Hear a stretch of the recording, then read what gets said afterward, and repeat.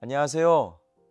오늘도 우리 사랑하는 멀티꿈의 가족 모든 성도분들이 우리를 이기게 하시고 승리케 하시는 하나님과 함께 이긴 자의 축복과 기쁨을 누리는 복된 하루가 되기를 간절히 소망합니다. 여러분, 1997년도에 카니발이 불렀던 그땐 그랬지, 이 가요를 아십니까? 저도 이번에 오랜만에 들어보니까요, 참 예전 기억이 새록새록 떠오르더라고요. 이렇게 부르잖아요. 참 어렸었지, 뭘 몰랐었지, 설레는 젊음 하나로 그땐 그랬지. 다 기억나시죠? 근데 중간 부분에 이런 가사가 있더라고요. 참 세상이란 만만치 않더군. 사는 건 하루하루가 전쟁이더군.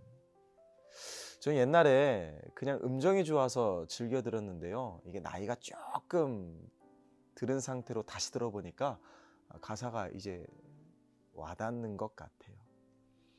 여러분, 사는 게 어떠십니까? 전쟁 같지 않으세요? 참 내 뜻대로, 내 생각대로, 내 마음처럼, 내 계획대로 되면 좋겠지만 참 인생이란 게, 사는 게 녹록치만은 않은 것 같습니다. 사실 우리가 괜찮아서 괜찮은 게 아니라 괜찮은 척 하며 살아갈 때가 솔직히 더 많은 것 같아요. 여러분, 그렇지 않으세요? 오늘 본문을 보면 욥은 너무 괴롭고 지쳐서 하나님 앞에 울부짖는 것을 넘어서 이제 탄식조차 나오지 않는 정말 깊은 절망과 고통 속에 신음하고 있습니다. 사실 욥기 29장은요, 욥이 행복했던 지난 과거를 회상하면서 그땐 그랬는데, 너무 행복했는데, 근데 지금 당장 마주한 현실은 너무 이해할 수 없는 이 고난과 아픔에 괴로워하고 있는 이 고백이 오늘 욥기 30장의 본문의 내용입니다. 지금 욥은요, 조롱과 핍박과 멸시의 대상이 되었습니다. 참 인생이 뜻대로 되지 않는 것 같아요. 그렇다면 지금 욥을 비난하고 조롱하고 멸시하는 사람들이 누굴까? 오늘 본문을 보니까 욥을 조롱하는 사람들이 주변에 참 많았습니다. 욥을 이해하고 보듬어주고 위로하는 사람들보다 욥을 공격하고 욥의 아픔을 통쾌하는 사람들이 더 많았던 것 같아요. 근데 이런 사람들이 과연 누구일까? 이스라엘 공동체의 질서와 규칙을 따르지 않아 쫓겨났던 반사회적인 범죄자들이 바로 욥을 조롱하는 이들이었습니다. 이들은요, 가진 게 없었어요. 미래도 없었습니다. 희망도 보이지 않았어요. 근데 이들은요, 범죄자들이었고 인간의 상식을 넘어서는 포악한 자들이었습니다. 이들이 욥을 지금 조롱하고 비난하고 있는 거예요. 저는 오늘 말씀을 묵상하면서 욥의 마음이 얼마나 괴로웠을까? 과연 이 세상에 누구를 믿고 누구를 의지할 수 있을까? 정말 사람은 믿을 수 없구나. 이 사실을 깨닫게 되었습니다. 왜냐하면 욥기 29장 15절과 16절을 보면요, 욥이 이런 과거의 삶을 살았습니다. 나는 맹인의 눈이 되고 다리 저는 사람의 발도 되고 빈궁한 자의 아버지도 되고 내가 모르는 사람의 송사를 돌보아 주었다. 이게 무슨 말이에요? 욥이 이렇게 멋진 삶을 살았고 어려운 사람들을 다 돌보고 도움이 되는 정말 그런 멋진 삶을 살았다는 거예요. 그런데 욥을 향해 미소를 짓고 희망을 가졌던 이들이 지금 욥이 고난을 당하자 금세 한순간에 욥에게 등을 돌리기 시작한 거예요. 그리고 조롱하고 박해하죠. 괴롭히죠. 욥의 고난과 아픔에 연민과 동정을 느끼기는커녕 오히려 통쾌해하면서 욥을 공격하고 비난하고 조롱하는 이들의 모습을 보니까 진짜 믿을 사람 하나 없구나. 아마 욥이 이런 배신감을 느꼈을 것 같아요. 왜냐하면 이 욥을 공격하는 사람들 중에 반드시 욥의 도움을 받았던 사람도 포함되어 있었을 거고, 그게 아니면 욥이 이렇게 의로운 멋진 사람이구나 라고 소문을 들었던 사람들이 이 중에 분명히 있었을 거거든요. 근데 지금 욥을 공격하고 있잖아요. 욥이 한때는 군대를 거느린 왕처럼 위엄이 있었고 힘이 있었습니다. 근데 지금은요, 적군에게 포위된 폐잔병처럼 아무것도 의지할 수 없는 지쳐있는 상태가 된 거예요. 욥이 고난당하자, 힘이 빠지자, 어려움에 처하자 금세 비열하게 욥에게 등을 돌리고 공격하는 이 주변 사람들의 모습을 보면서 욥은 아마 이런 질문이 생겼을 거예요. 과연 이 땅에 내가 누구를 믿을 수 있을까? 내가 누구를 의지할 수 있을까? 과연 누가 내 편일까? 어쩌면 저와 여러분들도 이런 비슷한 질문을 살면서 종종 던지게 되는 것 같습니다. 과연 내가 누구를 믿고 누구를 의지할 수 있을까? 결국 하나님밖에 없더라고요. 네, 하나님밖에 없습니다. 근데 지금 욥이 정말 괴로운 건 뭔 줄 아세요? 사람이 떠나고 사람이 나를 괴롭히고 내 몸이 병들고 내가 가진 모든 것을 잃었다. 이게 괴로운 게 아니라 가장 마지막까지 믿고 의지했던 하나님조차 나를 떠나셨구나, 나를 버리셨구나, 이 생각이 욥을 너무 괴롭게 만드는 거예요.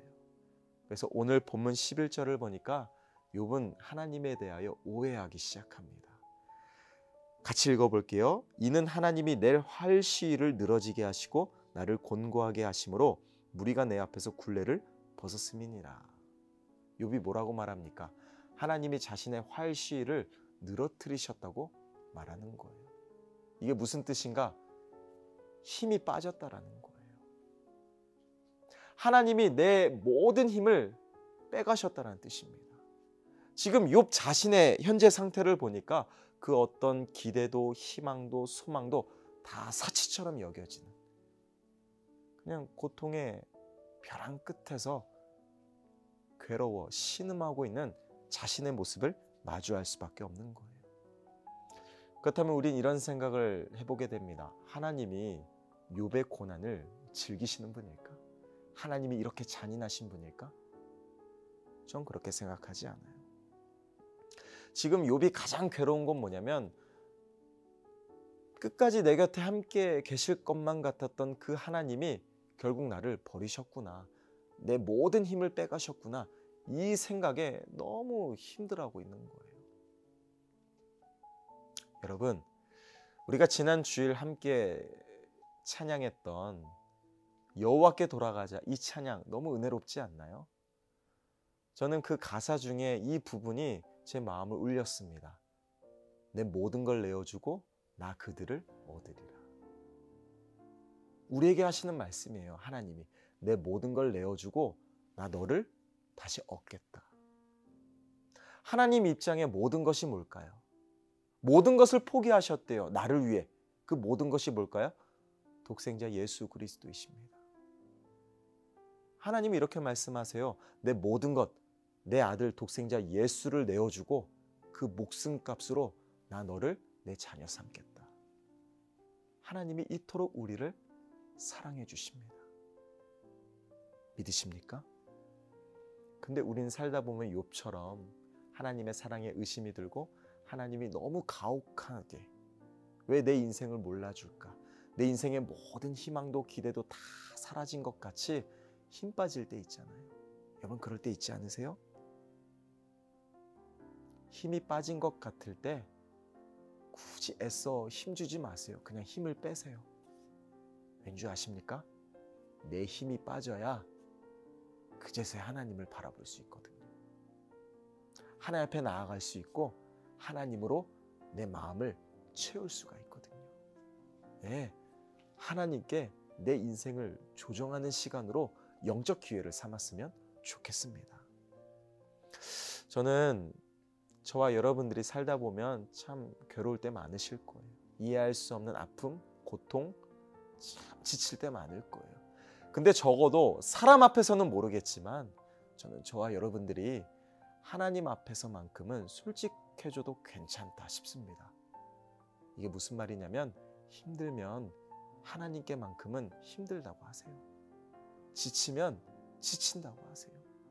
외로우면 외롭다고 하세요. 눈물 나면 하나님 앞에 나아가 우세요. 하나님께는 솔직해져도 괜찮습니다.